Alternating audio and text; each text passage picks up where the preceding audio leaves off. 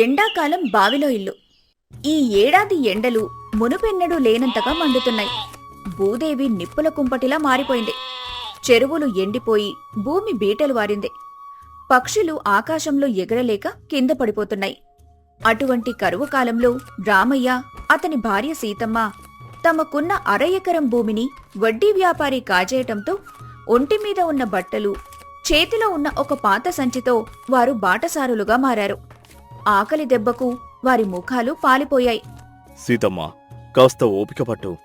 అదో ఆ చెట్ల గుంపు కనిపిస్తోంది చూడు, అక్కడే ఏదో ఊరున్నట్టుంది. ఈ ఎండలో నీ కాళ్ళు బొబ్బలెక్కుతున్నాయి. నాకేమో నీరసంగా ఉంది. నేను పర్వాలేదండి, కాని మీ భుజం మీద ఉన్న బరువు చూడండి. పొద్దుటి నుండి ఒక్క మెతుకు కూడా కడుపులో పడలేదు. ఆ ఊరి పేరు ధర్మవరమని అటుగా వెళ్తున్న ఎడ్లబండి అతను చెప్పాడు. పేరుకు తగ్గట్టే ఆ ఊరిలో మనకేదైనా పని దొరుకుతుందేమో చూడాలి. పని దొరికితే చాలు సీతమ్మ. ఈ యవ్వనంలో కష్టపడడానికి నా చేతుల్లో ఇంకా సత్తువ ఉంది. కాని ఎండాకాలం మనిషిని నిలువునా పిండేస్తోంది. వారు నడుచుకుంటూ ధర్మవరం పొలిమేరలకు చేరుకున్నారు. ఊరి చివరన ఒక పాతకాలపు చాలా వెడల్పాటి బావి కనిపించింది. అది చాలా ఏళ్లుగా ఎండిపోయింది. రామయ్య బావిగట్టు మీద నిలబడి లోపలికి చూశాడు. ఎండ తీవ్రతకు అల్లాడిపోతున్న వారికి ఆ బావి అడుగున ఉన్న చల్లదనం ఒక వరంలా అనిపించింది. సీతమ్మా, ఇటు చూడు. ఊరి లోపలికి వెళ్తే ఎవరైనా మనకు చోటిస్తారో లేదో తెలియదు. పైగా మనం పరాయి వాళ్ళం. ఈ ఎండలో బయట చెట్టు నీడన ఉన్న వేడిగాలులు తగులుతున్నాయి. ఈ పాడుబడ్డ బావి చూడు, లోపల ఇసుక తిన్నెలున్నాయి. ఎంత చల్లగా ఉందో. మనం ఇక్కడే కాసేపు విశ్రాంతి తీసుకుంటే ఎలా ఉంటుంది? బావిలో ఉండటమా? ఏమండి, ఎవరైనా చూస్తే ఏమనుకుంటారు? పైగా కిందకి దిగడం ఎలా? లోపల పాములు, తేళ్లు ఉంటే మన ప్రాణాలు ఏమవుతాయి? భయం వద్దు సీతమ్మ. ఈ మండుతున్న సూర్యుడి కంటే అవేమీ భయంకరమైనవి కావు. అదో అక్కడ పడి ఉన్న ఆ పాత నిచ్చెన చూడు, దాన్ని కాస్త బాగు చేస్తే మనం సులభంగా దిగవచ్చు. లోపల నేల తడిగా ఉంది అంటే ఊట ఇంకా చావలేదన్నమాట. అక్కడ మనం ఒక చిన్న గూడు కట్టుకుందాం. నిజమేనండి. ఊరి జనం తిట్లు వినే కంటే ఎవ్వరికీ కనపడకుండా ఈ భూమి తల్లి ఒడిలో ఉండటమే మేలు. మన దగ్గరున్న ఆ పాత గొంతెమ్మ చాప, ఈ మట్టి కుండలు లోపల పెట్టుకుంటే అదే మనకు స్వర్గం. రామయ్య తన యవ్వన శక్తిని ఉపయోగించి ఆ పాత నిచ్చెన్ను తాడితో గట్టిగా కట్టాడు. ఇద్దరూ మెల్లగా బావి అడుగుకు దిగారు. పైన 100 డిగ్రీల ఎండ ఉన్నా బావి లోపల మాత్రం మంచు ముక్కలా చల్లగా ఉంది. రామయ్య అక్కడున్న రాళ్లను పేర్చి ఒక చిన్న అరుగులా చేశాడు. సీతమ్మ తన దగ్గరున్న గుడ్డలతో ఆ చుట్టుపక్కల శుభ్రం చేసింది. ధర్మవరం జమీందారు భానుప్రతాప్, ఆ ఊరి వడ్డీ వ్యాపారి సుబ్బయ్య ఇద్దరూ గుర్రపు బండి మీద అటుగా వెళ్తున్నారు. ఆ బావిలో ఉన్న భూమి జమీందారు గారిది కావటంతో సుబ్బయ్య ఆ భూమిని ఎలాగైనా తక్కువ ధరకు కాజేయాలని ఉపాయం వేస్తున్నాడు. అయ్యా జమీందారు గారు, చూసారా పాత బావిని? అది ఎండిపోయి ఎన్నాళ్ళో అయింది. ఆ మట్టి అంతా చౌడు పట్టిపోయింది. ఆ భూమిని నాకు అమ్మేయండి. అక్కడ ఒక గిడ్డంగి కట్టి మీకు కూడా వాటా ఇస్తాను. అది మా ముత్తాతల కాలం నాటి బావి సుబ్బయ్య. అది ఎండిపోయినా అదంటే మాకు మమకారం. అయినా అక్కడ దయ్యాలుంటాయని అందరూ భయపడతారు కదా. దయ్యాలా? నా వడ్డీ కంటే భయంకరమైన దయ్యం ఇంకోటి ఉంటుందా సామే? ఒక్కసారి చూడండి. ఆ బావి గట్టు మీదెవరో నిచ్చెన వేశారు. దొంగలెవరైనా దాక్కున్నారేమో. ఇద్దరూ బండి ఆపి బావి దగ్గరకొచ్చారు. లోపలి నుండి అన్నం వండుతున్న వాసన, పొగ రావటం చూసి వాళ్ళు ఆశ్చర్యపోయారు. ఎవర్రా? లోపల నా అనుమతి లేకుండా నా బావిలో మకాం వేసింది ఎవరో? వెంటనే బయటకు రండి. అయ్యా, క్షమించాలి స్వామి. మేము దొంగలం కాదు. నా పేరు రామయ్య. పొరుగురు నుండి పనికోసం వస్తున్నాం. ఈ ఎండకు నా భార్య తట్టుకోలేకపోతే ఈ బావిలో కాస్త చల్లదనం కనిపిస్తే ఇక్కడ తలదాచుకుంటున్నాం. మా వల్ల ఎవరికీ ఏ హాని జరగదు సామి. ఏయ్, ఒళ్ళు వంచి పని చేయకుండా ఇలా బావుల్లో దాక్కుంటారా? ఇది నా భూమికి ఆనుకుని ఉంది. నువ్విక్కడ ఉండాలంటే రోజుకు 5 రూపాయలు అద్దె కట్టాలి. లేకపోతే ఇప్పుడే నీ మూటా ముల్లే సర్దుకొని పో. అయ్యా, మా దగ్గర చిల్లికవ్వలేదు. అద్దె కట్టే స్తోమత ఉంటే ఈ బావిలో ఎందుకుంటామయ్యా? మాకు కొంచెం సమయం ఇవ్వండి. ఎండలు తగ్గగానే వెళ్ళిపోతాం. సుబ్బయ్య, ఆగు. తన భార్య కోసం ఇంత వింత ఆలోచన చేశాడంటే వీడు సామాన్యుడు కాదు. సరే రామయ్య, నువ్వు ఇక్కడే ఉండు. ఎవరన్నా అడిగితే జమీందారు గారు ఉండమన్నారని చెప్పు. కాని ఊరి పరువు పోయేలా ఏ పని చేయకో. అలాగే అయ్యా. బావిలో దంపతులు ఇల్లు కట్టుకుని ఉంటున్నారనే వార్త ఊరంతా పాకింది. పశువుల కాపరి రంగడు తన మేకలను మేపుతూ బావి దగ్గరకొచ్చాడు. రామయ్య బావి లోపల నుండి పైకి రావడం చూసి అతను భయపడ్డాడు. అబ్బో, నువ్వు దయ్యానివా లేక మనిషివా? బావి లోపల ఎలా ఉంటున్నావు? నేను దయ్యాన్ని కాదు, నీలాంటి మనిషినే. మాది పొరుగురు. బాటసారులుగా ఇక్కడికి వచ్చాం. పైన ఎండ కంటే ఈ కింద భూమి తల్లి ఒడి చల్లగా ఉంది అని బావిలో ఉన్నాం. రా, ఒకసారి లోపలికొచ్చి చూడు. రంగడు మెల్లగా దిగి చూశాడు. బావిలోపల సీతమ్మ మట్టి పొయ్యి మీద వంట చేస్తోంది. అక్కడ గాలి చాలా చల్లగా ఉంది. అమ్మో రామయ్యన్నా, బయట ఎండకు నా గొర్రెలు నాలుకలు బయట పెడుతున్నాయి, కాని ఇక్కడ ఇంత చల్లగా ఎలా ఉంది? నువ్వేదైనా మంత్రం వేశావా ఏంటి? మంత్రం లేదు, ఏమీ లేదు రంగడు. మనం అహంకారంతో పైన మేడలు కట్టినప్పుడు సూర్యుడు మనల్ని దహిస్తాడు. అదే వినయంతో భూమిలోకి దిగితే ఆ తల్లి మనల్ని చల్లగా కాపాడుతుంది. గాలి లోపలికి వచ్చి తిరుగుతూ ఉండడంతో ఇక్కడ చల్లదనం పుడుతోంది. రంగడు, ఇదిగో ఈ అంబలి తాగు. మా దగ్గరున్నది కొంచెమే అయినా నువ్వు మా మొదటి అతిథివి. వద్దొక్క, మీరే కష్టాల్లో ఉన్నారు. రేపటి నుండి నేను మీకు రోజూ మా పాడి ఆవు పాలు తెచ్చిస్తాను. మీ పుణ్యం వల్ల ఈ పాడుబడ్డ బావికి మళ్ళీ కల వచ్చింది. రంగడు తన గొర్రెలు తోలుకొని వెళ్లిపోయిన తర్వాత ఆ బావి లోపల నిశ్శబ్దం ఆవరించింది.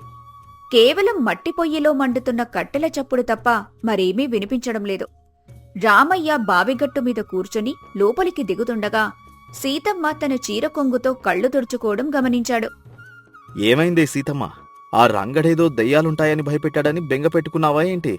వాడు అమాయకుడు. ఊర్లో వాళ్ళు చెప్పిన మాటలు నమ్మి అలా అన్నాడు. దయ్యాలకి భయపడి కాదండి. ఆకలితో ఉన్నా కాని ఆ రంగడు మనకు ఎక్కడ అంబలి సరిపోతుందో లేదో అని తాగకుండా వద్దన్నాడు. చూసారా, అది తలుచుకుంటే మనసు భారమైంది. పైన మనుషులు మనల్ని పరాయివాళ్లలా చూస్తుంటే ఈ పాడుపడ్డ బావి మనకి ఇల్లిచ్చింది. ఆ అపరిచితుడు మనకి కడుపు నింపాడు. లోకంలో మనుషులు దయ్యాల కంటే భయంకరంగా ఉన్నారండి. నిజమే సీతమ్మ. ఆ వడ్డీ సుబ్బయ్య లాంటి వాళ్ళు పేదల రక్తం తాగుతున్నారు. వాళ్ళే నిజమైన దయ్యాలు. ఈ బావి మనకి కేవలం చల్లదనం ఇవ్వడమే కాదు, ఒక కొత్త ఆశను కూడా ఇస్తోంది. ఆ రంగడన్నట్లుగా ఈ పాడుపడ్డ బావికి మళ్లీ కల వచ్చిందంటే అది మన శ్రమ వల్లే. చూడు సీతమ్మ, మనం ఇక్కడే ఉండి ఈ బావి చుట్టూ పచ్చని తోట పెంచుదాం. జమీందారు గారు ఉండమన్నారు కదా, మన కష్టంతో ఈ మట్టిని బంగారం చేద్దాం. మీ మాటలు వింటుంటే కొండంత బలం వస్తోందండి. ఆ సూర్యుడు ఎంత సెగలు కక్కినా మన మనసులో నిబ్బరముంటే ఏ ఎండనైనా తట్టుకోవచ్చు. రేపటి నుండి నేను కూడా ఆ బావిగోడల మీదున్న పాచిని తీసి శుభ్రం చేస్తాను. మన ఇల్లు ఈ ఊరికే ఆదర్శమవ్వాలి. తప్పకుండా సీతమ్మ. ఆకలి దయ్యాన్ని జయించిన మనకి ఈ లోకంలో ఏదీ అసాధ్యం కాదు. రేపు ఉదయాన్నే నేను అడవికి వెళ్లి కొన్ని పూల మొక్కలు తీసుకువస్తాను.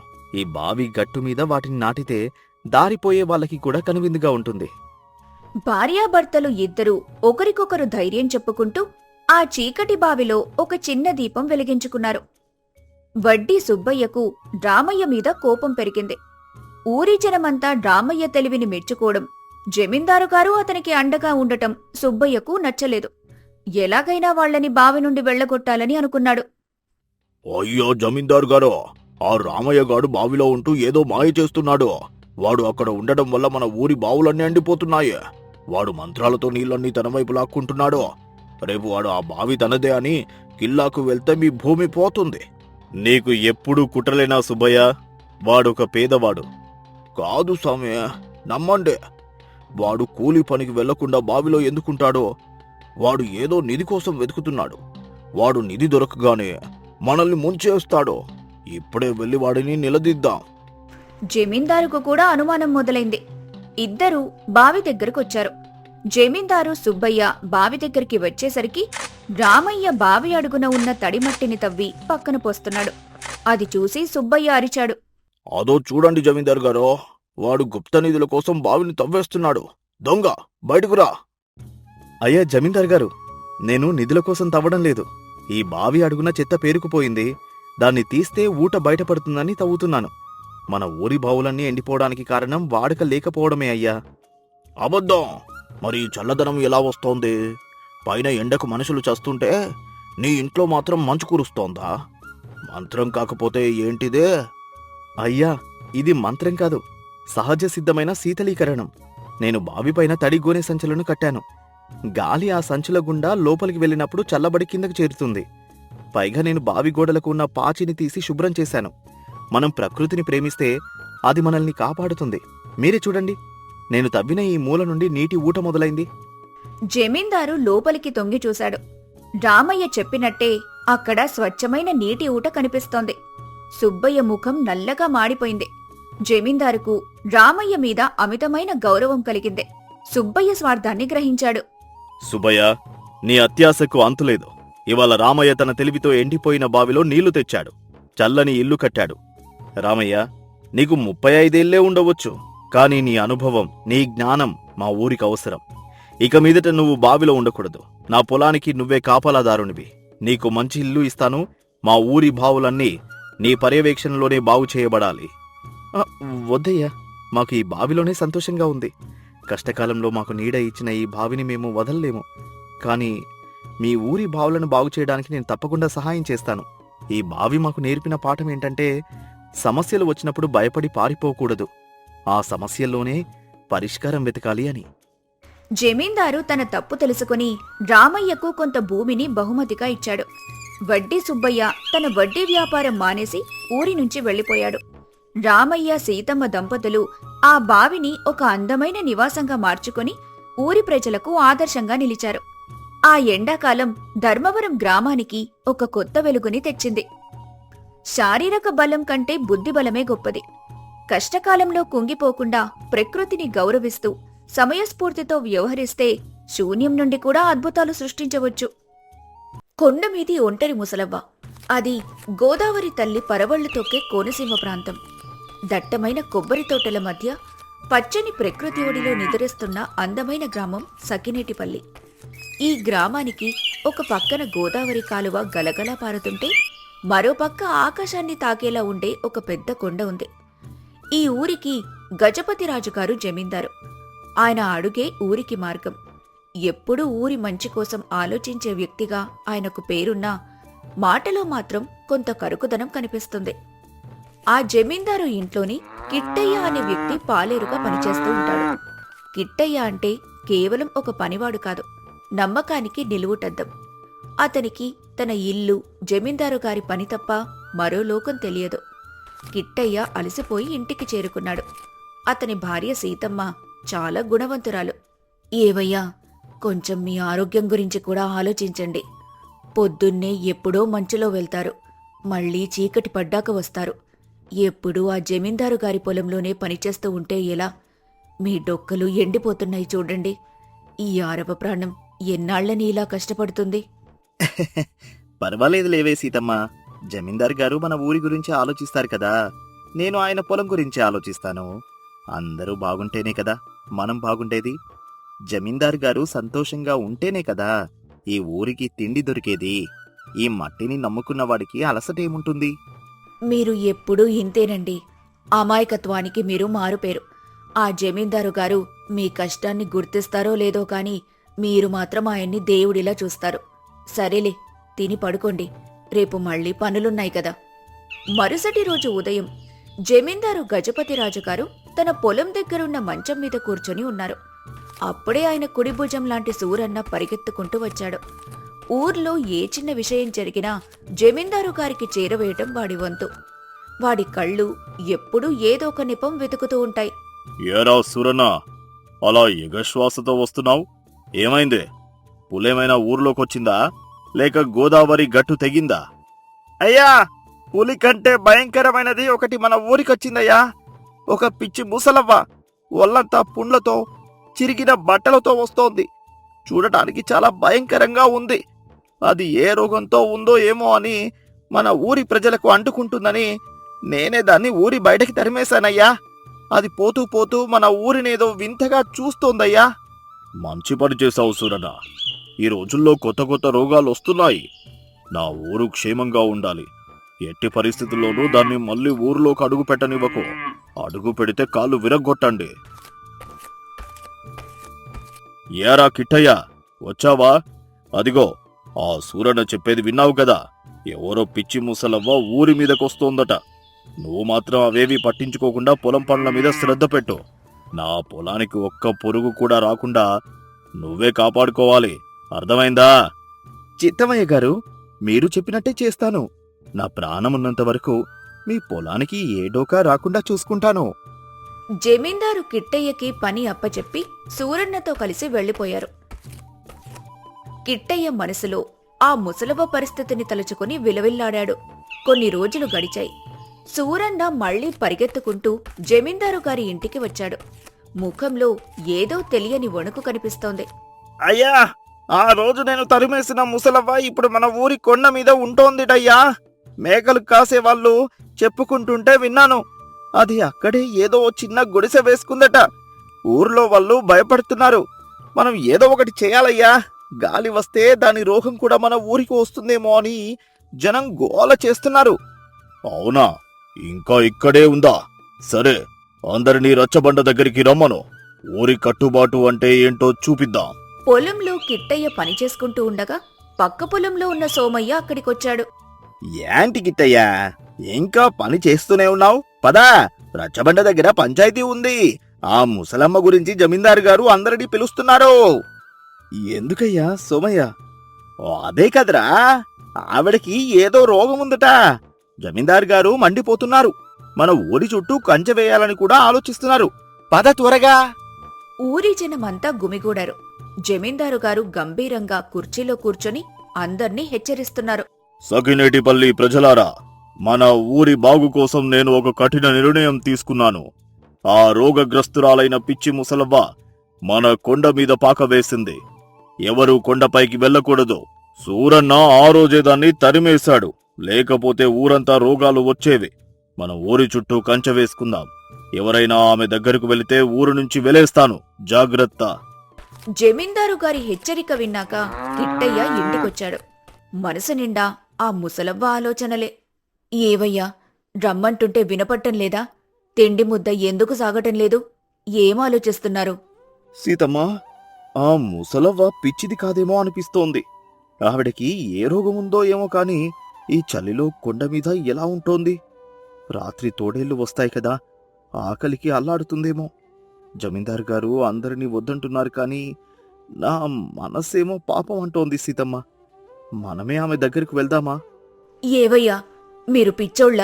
జమీందారు గారు ఊరి నుంచి వెళ్ళేస్తానని రచ్చబండ మీద ఒట్టు వేశారు. ఆ కొండ మీదకు వెళ్లాలంటేనే భయం. అడవి మృగాలుంటాయి. పైగా సూరన్న కన్ను గద్దలా ఉంటుంది. పోనీ నీ స్నేహితుడు సోమయ్యని అడుగు. వాడు వస్తే కొంచెం ధైర్యంగా ఉంటుంది. సోమయ్యన్న, కొంచెం తోడు వస్తావా? కొండ మీద ముసలమ్మ ప్రాణంతో ఉందో లేదో చూడాలి. అయ్యో, మా ఆయన ఎక్కడికి రాడు. కెట్టయ్యా, మీ పిచ్చి పనులకి మమ్మల్ని కూడా బలి చేస్తారా? జమీందారు గారికి తెలిస్తే మా నోటి దగ్గర కూడుపోతుంది. ఆ సూరన్న గాడికి తెలిస్తే మమ్మల్ని బ్రతకనివ్వడు. వెళ్ళండి ఇక్కడ్నుంచి. సోమయ్య భార్య తిట్టేసరికి కిట్టయ్య, సీతమ్మ దిగులుగా తిరిగొచ్చారు. అటు ఊరిలో జమీందారు గారి రాజసం వెలుగుతుంటే ఇటు కొండ మీద ఆ ముసలవ్వ పరిస్థితి నరకప్రాయంగా ఉంది. ఆ ముసలవ్వ మనసులో ఒకే ఒక్క పేరు మారుమోగుతుంది. తన కొడుకు కోసం ఆవిడ కళ్ళు దారి చూసి చూసి కాయలు కాశాయి. నా కొడుకు ఎక్కడున్నాడో? వాడు నన్ను ఈ రూపంలో చూసి గుర్తుపడతాడా? లేక ఊరి జనంలాగే అసహ్యించుకొని రాయి విసురుతాడా అని ఆ తల్లి గుండె ప్రతిక్షణం వెక్కి వెక్కి ఏడుస్తోంది. రాత్రిపూట కొండమీద తోడేళ్ల అరుపులు వినబడుతుంటే తన కొడుకు భద్రంగా ఉన్నాడో లేదో అని ఆ పిచ్చి తల్లి తన ప్రాణం గురించి కూడా కాకుండా కొడుకు గురించే ఆలోచిస్తోంది. అది గడ్డకట్టే చలిరాత్రి. కిట్టయ్య ఒక లాంతరు పట్టుకున్నాడు. సీతమ్మ కొంచెం అన్నం మూట కట్టుకుని బయలుదేరింది. సీతమ్మ, అడుగులో అడుగు వేసిరా. ఆ సూరన్నగాడు అటువైపు నిద్రపోతున్నాడు. ఏవయ్యా, నాకు భయమేస్తోంది. ఈ చీకట్లో ఏదో శబ్దం వస్తోంది. మెల్లగా కొండపైకి చేరుకున్నారు. అక్కడ దారిలో ఒక చోట ఆ ముసలవ్వ స్పృహ తప్పి పడి ఉంది. కిట్టయ్య ఆమెను లేపి మంచినీళ్లు తాగించి తమతో తెచ్చిన అన్నం తినిపించారు. నాయనా, ఈ పిచ్చిదాని కోసం ఎందుకు వచ్చారు? అందరూ నన్ను చావమంటున్నారు. మీరు ఈ అన్నం ముద్దని ఎందుకిస్తున్నారు? భయం వేస్తోంది నాయనా. నన్ను మళ్ళీ కొట్టరు కదా? అమ్మా, భయపడకు. మేము మనుషులమే. నీకు సాయం చేయడానికి వచ్చాము. నీకు ఎవరూ లేరా అమ్మా? అసలు ఏమైంది? నాయనా, ఆస్తి కోసం నా వాళ్లే నన్ను పిచ్చిదాన్ని చేశారు. నా కొడుకు నా కళ్ళ ముందే పారిపోయాడు. వాడిని వెతుకుతూ ఎన్నో ఊర్లు తిరిగాను. కాని నన్ను కనీసం మనిషిలా కూడా చూడలేదు. రోగిష్టి అని తరిమేశాడు. నా బిడ్డ ముఖం ఒక్కసారి చూసి చనిపోవాలనుంది నాయన. లేకపోతే ఎప్పుడో ప్రాణం వదిలేసేదాన్ని. కిట్టయ్య, సీతమ్మ ప్రతిరోజు రహస్యంగా కొండపైకి వెళ్లడం, ఆ తల్లికి సేవ చేయటం మొదలుపెట్టారు. కాని జమీందారు గారి కుడిభుజం సూరన్న ఒక రాత్రి వీళ్లను వెనకాలే వచ్చి చూసేశాడు. అయ్యా, నేను చెప్పాను కదా, మన కిట్టయ్య మామూలోడు కాదు. ఆ పిచ్చి ముసలవ్వ దగ్గరకు ప్రతి రాత్రి వెళ్తున్నాడు. వాడి పెళ్ళాం కూడా వెళ్తోంది. మీ ఆజ్ఞను వాళ్ళు గడ్డి పోజలా తీసి పారేశారయ్యా. కిట్టయ్య, నా నమ్మకానికి ద్రోహం చేస్తావా? నా పాలేరు అయ్యుండి నా మాటనే కాదంటావా? సూరన్న, ఇప్పుడే వెళ్ళి వాళ్ళని ఈడ్చుకురా. కిట్టయ్య, సీతమ్మలను జమీందారు ముందు నిలబెట్టారు. జమీందారు కోపంతో వాళ్లను హెచ్చరించాడు. కిట్టయ్య, చెప్పు, ఆ పిచ్చిదాని దగ్గరకు ఎందుకు వెళ్తున్నావు? నా ఊరికి రోగం తేవాలని చూస్తున్నావా? నీ ఇంటిని ఇప్పుడే తగలబెట్టిస్తాను. లేదయ్యా, ఆ ముసలమ్మ పిచ్చిది కాదు. ఆమె ఒక కన్న తల్లయ్యా. ఆకలితో అల్లాడుతోంది. మీకు పుణ్యం ఉంటుందయ్యా, ఆమెను కొండ దిగనివ్వండి. పుణ్యమా? నాకు నీ నీతులు అక్కర్లేదు. సురనా, రేపు ఉదయం ఆ ముసలమ్మను తీసుకుని రచ్చబండ దగ్గరకు రా. లేకపోతే ఈ కిట్టయ్యను ఊరి నుంచి వెలేయండి. మరుసటి రోజు ఉదయం రచ్చబండ దగ్గర అందరూ ఉన్నారు. జమీందారు గారు ఉరిమి ఉరిమి చూస్తున్నారు. కాని ముసలవ్వ రాలేదు. అయ్యా, ఆమె రానంటోంది. ఆమెకి చాలా గర్వమయ్యా. ఏరా కిట్టయ్యా, ఆ ముసల్ది ఎక్కడా? నేను రమ్మంటే రానంటోందా? లేక నువ్వే దానికి ఏదో చెప్పి రాకుండా ఆపావా? నా ఆజ్ఞను కాదని దానికి అంత ధైర్యం ఎక్కడిది? అవునయ్యా, వీడే ఆవిడకేదో ఉల్టా మాయలు చెప్పుంటాడు. అందుకే ఆమె రానంటోంది. వీళ్ళని ఊరు నుంచి ఇప్పుడే తరిమి కొట్టండయ్యా. రే కిట్టయ్య, నిజం చెప్పు. ఆ ముసల్ది రాకపోవడానికి కారణం నువ్వేనా? నా ముందే మీరు దొంగ నాటకాలు ఆడుతున్నారా? నా ఉప్పు తిని నాకే ఎదురు తిరుగుతావా? ఇప్పుడే నిజం ఒప్పుకో, లేకపోతే నిన్ను ఈ క్షణమే గొలుసులతో కట్టేసి ఊరి పొలిమేరల దాకా తరిమి కొట్టిస్తాను. అయ్యో అయ్యగారు, తప్పుగా అనుకోకండి. నేను ఆ తల్లి కాళ్ళ మీద పడి బ్రతిమాలనయ్యగారు. మా జమీందారు గారు రమ్మంటున్నారు. రాకపోతే మా ప్రాణాలు పోతాయని వేడుకున్నాను. కాని ఆ ముసలమ్మ కళ్ళల్లో నీళ్లతో, నాయనా, మనుషులు నాకు రాళ్ళు వేశారు. నన్ను చూసి అసహ్యించుకున్నారు. ఇప్పుడు ఆ ముఖాలు మళ్ళీ చూడలేను. నా చావు ఈ కొండ మీదే ఉండనివ్వు అని ఏడుస్తోంది తప్ప రావట్లేదయ్యగారు. నా మీద కోపడకండి. నేను మీ మాటకి ఎప్పుడూ ఎదురు చెప్పలేదు కదా. మనుషులంటేనే ఆవిడ భయపడిపోతుందయ్యా.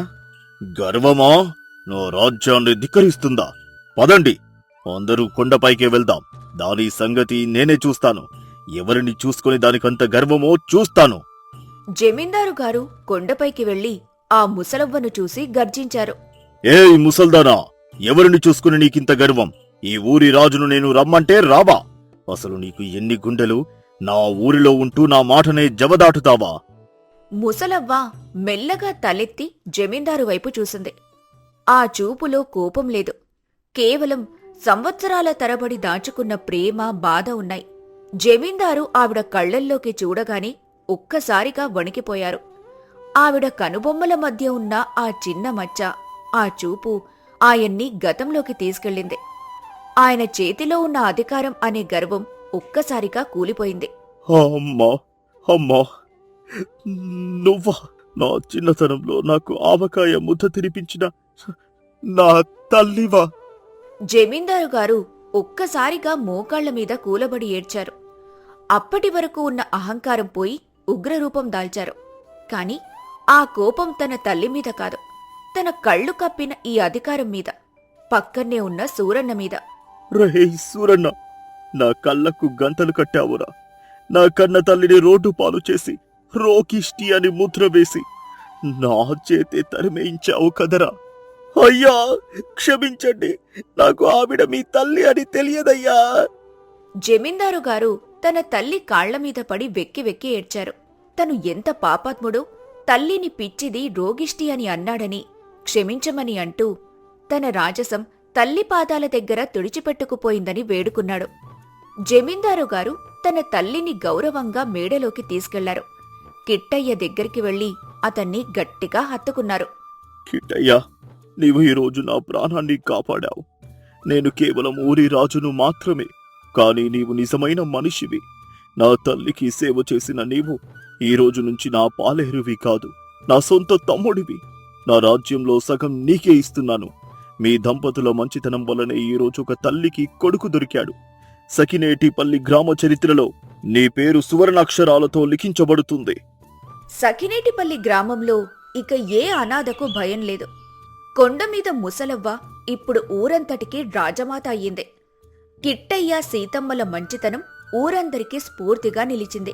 అధికారం మరియు అహంకారం మనిషి కళ్లను కప్పేస్తాయి, కాని మంచితనం, జాలి మాత్రమే మనిషిని దేవుడికి దగ్గర చేస్తాయి. కన్నతల్లిని గౌరవించని వాడికి లోకంలో శాంతి ఉండదు. అమాయకత్వంలోనే నిజమైన దైవత్వం ఉంటుంది.